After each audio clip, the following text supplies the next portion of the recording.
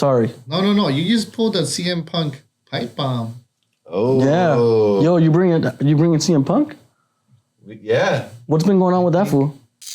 He's back. He's coming back in Chicago. This is his second time returning in his hometown.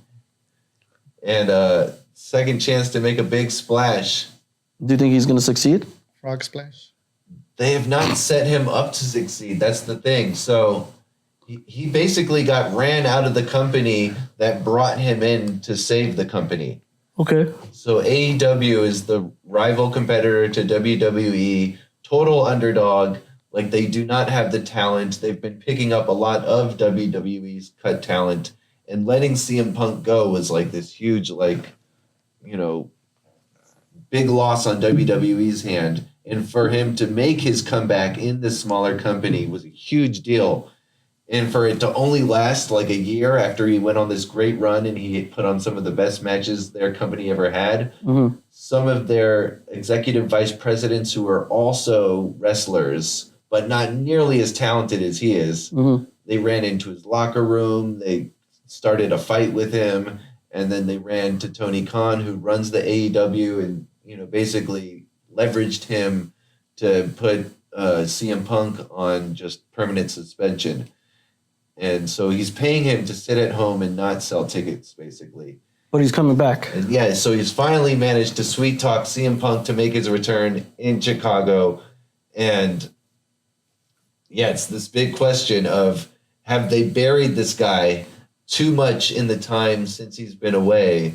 Or are fans just, you know... eager to see him? Yeah, it's like the second coming of Stone Cold. What do you think?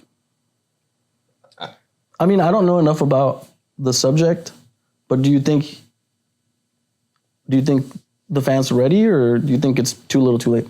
I think as a wrestler, as a personality, I think he always brings it. And he creates that intrigue where I don't want to watch AEW, I want to watch CM Punk. It's like I don't tune in, I don't watch wrestling, but if I was one of those fans who was on the fence, I might only tune in for those segments.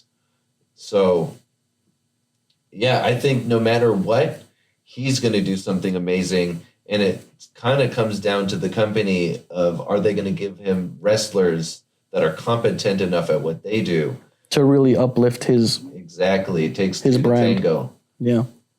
So, yeah, historically, AEW has not done a good job at taking, you know, these talented wrestlers coming over from other companies, particularly WWE, and giving them a storyline, giving them a partner, you know, giving them a chance to succeed. So what you're saying is that the AWE was... AEW. AEW? Yes. So they're kind of like... You know how like Tupac always had like tracks with a bunch of like no-name rappers? Yeah. And they always ruined the track because they never brought the same energy as Pac? Yeah. So it was like that. Yeah. Pac always brings it. CM Punk always brings it. And the guys he worked with... They would just ruin the track with like a lame-o verse. Yeah. Or like lame-o performances on the ring. I mean, he gets the best guys in the company, but there's just not the disparity list. Is such a... Yeah, you can only fight so many guys until you're working with someone who's not going to carry their weight. Right. That's awful. But also, as a company, and like the head of the company, obviously, Tony Khan, can he steer the ship and and manage to keep their big gun, their top seller, happy enough to not leave. Exactly. Or get ran off by these other guys. So he has to give him enough room to shine so that he can sell tickets without getting under the skins of the other wrestlers the other top guys who ran him out the first time. So can he toe that line? Yeah, can he finesse the situation? That's gonna be tough, man. Yeah. That's gonna be tough, especially considering that, like, what is it, WWE, right? Is already like growing and like merging with UFC and like has all the momentum, and their market share is expanding and all this stuff. It's like, bro, like literally you're like DC right now, and WWE is Marvel. Yeah, and like you've been making all the fucking wrong moves. Exactly. and now you're hoping that something good's gonna happen. I think that the fans are also hoping for that. Just like DC fans are also hoping.